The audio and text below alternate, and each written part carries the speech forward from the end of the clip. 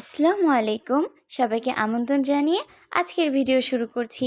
আজ তোমাদের সাথে শেয়ার করতে চলেছি ইফতার স্পেশাল এগ ভেজ চাউমিন। তো চলো রেসিপিটা শুরু করা যাক। শুরুতেই এখানে কিছু সবজি নিয়ে নেওয়া হয়েছে। সবজিগুলো ভালোভাবে ধুয়ে নেওয়া হয়েছে।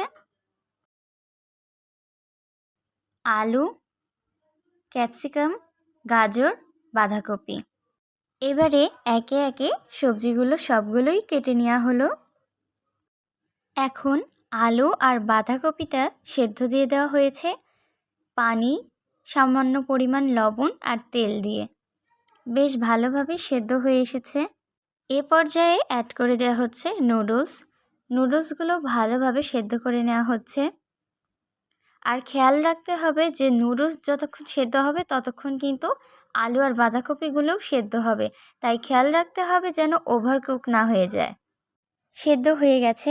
এবারে কড়াইতে তেল গরম করে গাজর আর ক্যাপসিকামগুলো ভেজে নেওয়া হচ্ছে। এখানে ক্যাপসিকাম কিন্তু সেদ্ধ করা যাবে না, কারণ সেদ্ধ করলে ঝাল ভাবটাই চলে যাবে, তাই ভেজে নেওয়া হচ্ছে। আর গাজর হালকা ভেজে নিলেই কিন্তু নরম হয়ে আসবে, সেজন্য আর সেদ্ধ দেওয়া হয়নি। আর স্বাদ মতো লবণ দিয়ে একটু ভেজে নিতে হবে। এগুলো যেহেতু শক্ত তাই আগে এগুলো ভেজে নেওয়া হয়েছে। আর এখন পেঁয়াজ কুচি আর কাঁচামরিচ কুচি ভেজে নেওয়া হচ্ছে। স্বাদ মতো লবণ দিয়ে ভাজা হয়ে এলেই অ্যাড করে দেওয়া হয়েছে ডিম।